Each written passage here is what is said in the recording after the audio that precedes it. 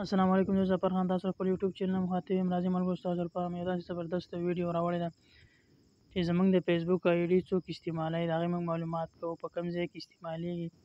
راځئ چې موږ لاړ شو د فیسبوک طرف ته. چې فیسبوک موږ کولاو کړو، موږ د خپلې آی ډي معلومات وکړو چې زموږ آی ډي څوک استعمالوي. راځئ ملګرو موږ لاړ شو فیسبوک ته.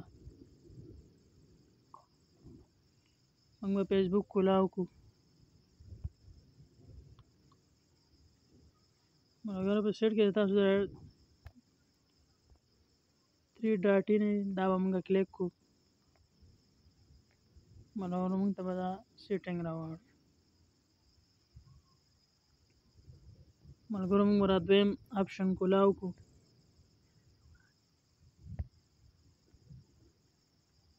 ملګرو موږ به ښکته راشو.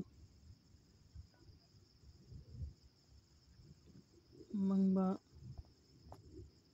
دلته کلیک وکړو.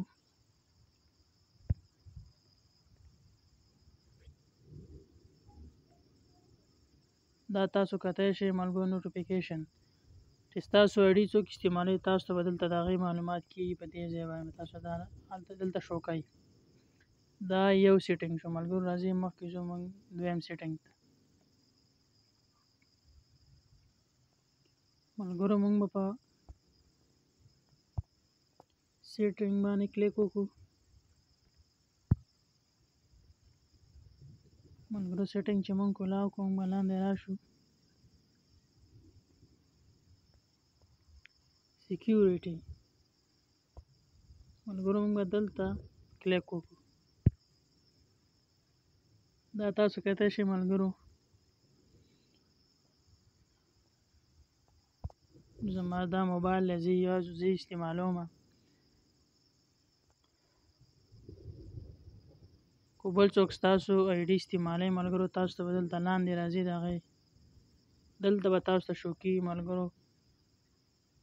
ځای به در ښیي چې په دې ځای کې دا استعمالیږي، دلته دا استعمالیږي. په دې موبایل باندې تاسو دلته دې موبایل باندې استعمالیږي.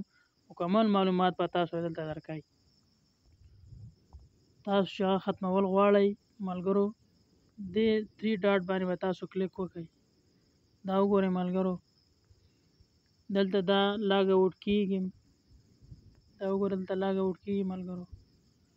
تاسو لاګ آوټ کوئ. پاسورډ مو ته ملګرو دلته چینج کېږي.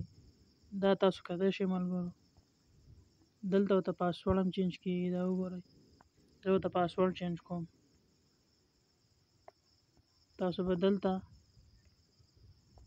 تاسو په دې ځای کلیک وکړئ ملګرو. دا کتای شئ تاسو به دلته پاسورډ ورکوئ ملګرو. دلته پاسورډ کې 3 واړه اپشن کې تاسو پاسورډ ورکړئ او اپډیټ پاسورډ به کلیک کړئ. تاسو به خپل پاسورډ چینج شي، هغه پسې مکمل ستاسو آی ډي ختم شي ملګرو. که زموږ ویډیو هم خوښه شه لایک کړئ، زموږ د یوټیوب چینل سره سبسکرایب کړئ. موږ له د بلې ویډیو لپاره راکړئ اجازت. د الله په امان.